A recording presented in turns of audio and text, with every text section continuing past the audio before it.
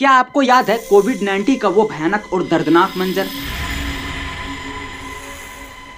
क्या याद है आपको अपने घर के चारों दीवारी में खुद को कैद रखना? आज भी वो मंजर जब याद आता है तो रूह कपा देती है।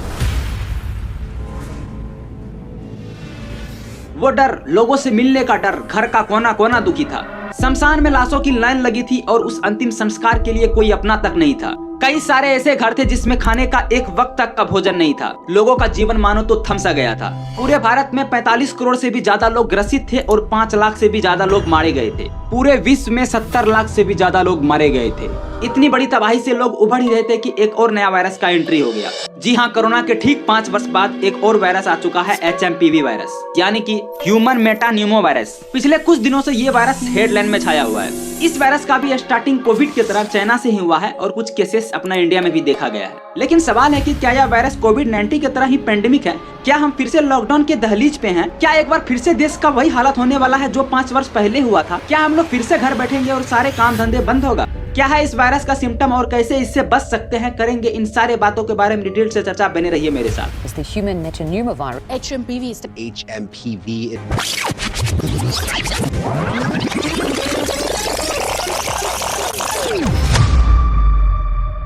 देखिए, जिस तरह की कोरोना का कहर था, कोरोना फैल रहा था, वो वायरस बिल्कुल ही अनजान था। उसके बारे में कुछ भी जानकारी नहीं थी अपने पास। लेकिन HMPV जो वायरस है, ये कोई न्यू वायरस नहीं है। इसे फर्स्ट आइडेंटिफाइड 2001 में ही किया गया था नीदरलैंड में, जो कि 5 वर्षों से कम बच्चों में फैल रहा था। इस वायरस को सबसे पहले नोटिस करने वाले व्यक्ति थे बाउन डैन हुगेन एट अल, जो कि रेस्पिरेटरी सिस्टम को इफेक्ट पहुंचाता था और तब से ही ये वायरस दुनिया के अलग अलग हिस्सों में फैलता गया।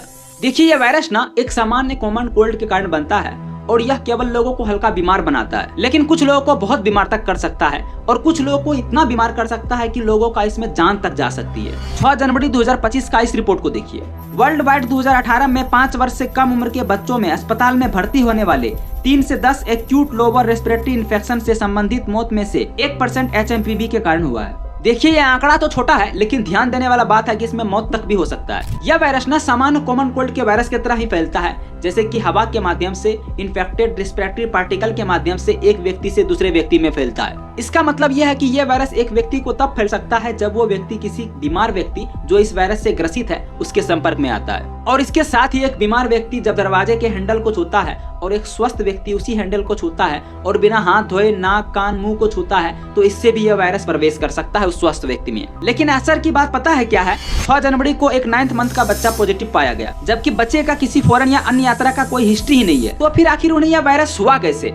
आगे बात करेंगे इसके बारे में। दूसरा केस पाया गया 80 वर्ष का एक बूढ़े व्यक्ति में, जो कि अस्थमा से ग्रसित था। और फिर राजस्थान में 2 मंथ के बच्चे में पाया गया और अगला केस 8 वर्ष के बच्चे में पाया गया। यहाँ से तो ये बात क्लियर है कि ये वायरस बूढ़े और बच्चों में ज्यादा फैल रहा है और WHO का भी तो यही कहना है। WHO का कहना है कि 5 वर्ष से कम उम्र के बच्चों में यह वायरस फैलने का ज्यादा चांस है। इस वायरस का सिम्टम का बात करें तो नाक जाम होना और भारी लगना, गला खराब होना या खांसी चलना, या फिर थकान और हल्का बुखार लगना। कुछ सीवियर केसेस में HMPV वायरस से सांस नली में सूजन आपको देखने को मिल सकते हैं, जिससे कि सांस की छोटी नली ब्लॉक हो जाती है, या फिर निमोनिया जिससे कि लंग्स में इन्फेक्शन हो जाता है, या फिर सांस लेने में दिक्कत, या फिर सांस लेते वक्त सीटी जैसी आवाज आ रही हो, तो यह है HMPV का सिम्टम। यह वायरस ना जब एक HMPV ग्रसित व्यक्ति खांसता है या छींकता है तो उस दौरान ड्रॉपलेट्स हवा में फैल जाता है। फिर ये ड्रॉपलेट्स जब एक सरफेस पे बैठ जाता है और उसी सरफेस को जब वो एक स्वस्थ व्यक्ति छूता है और वही हाथ जब वह स्वस्थ व्यक्ति अपने मुंह या नाक पर लगाता है तो वह स्वस्थ व्यक्ति भी इन्फेक्ट हो जाता है। 6 जनवरी को भी जो बच्चा पॉजिटिव पाया गया था, उस बच्चे में भी रेस्पिरेटरी ड्रॉपलेट्स के थ्रू ही फैला, जो व्यक्ति पहले से ही इन्फेक्टेड होगा।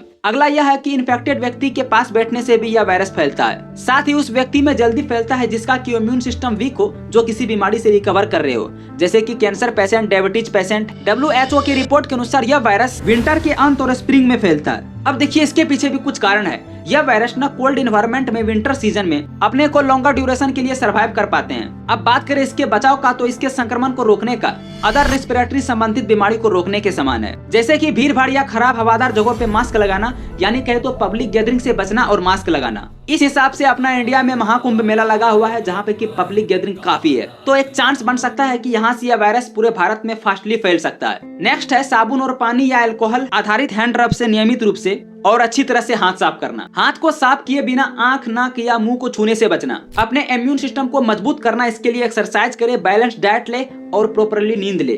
खांसते या छींकते समय नाक और मुंह को टिश्यू या मुड़ी हुई कोहनी से ढके। बात करें इस वायरस का मोर्टेलिटी रेट का तो चीन की CDC centre for disease control and prevention ने कहा है कि यह पहले की तुलना में अधिक लोगों को मार रहा है, खास करके जिनका इम्यून सिस्टम वीक है। वर्तमान में इससे बचने के लिए कोई टीका नहीं है, कोई इफेक्टिव मेडिसिन नहीं है, फिर भी इससे बचने का उपचार है, कुछ लोग रिकवर हो रहे हैं। Director general of health service of India doctor Atul Goyal ने कहा है कि स्थिति नियंत्रण में है और लोगों को प्रिवेंटेशन मेजर पे ध्यान देना चाहिए। साथ ही उन्होंने कहा कि इससे लड़ने के लिए सारा हॉस्पिटल प्रिपेयर है, तो घबराने की कोई बात नहीं है। कुल मिला के बात यह है कि घबराने की कोई बात नहीं है, क्योंकि इस केस में कोविड-19 की तरह सीवियरनेस देखने को नहीं मिल रही है। कुछ एक्सपर्ट का माने तो HMPV ग्लोबल नहीं बनेगा, लेकिन सीजनल फ्लू में जरूर कन्वर्ट हो सकता है। अभी फिलहाल इसके ऊपर रिसर्च चल रही है वैक्सीन और एंटीवायरल ड्रग बनाने के लिए, यानी हमें फिलहाल बच के रहना होगा, बस डॉक्टर सिम्टम को क्योर करने में मदद कर सकते हैं। तो कुल मिला के बात यह है कि इंडिया में अभी पेंडेमिक का कोई विस्तार नहीं है, तो लॉकडाउन का कोई चांस ही नहीं है। और जो बच्चे सोच रहे थे कि एग्जाम पोस्टपोन्ड या कैंसिल होगा, तो अभी फिलहाल ऐसा कुछ नहीं है। बहुत बहुत धन्यवाद, आपने पूरा वीडियो को देखा। जल्दी मिलते हैं किसी अन्य वीडियो में, तब तक के लिए नमस्कार।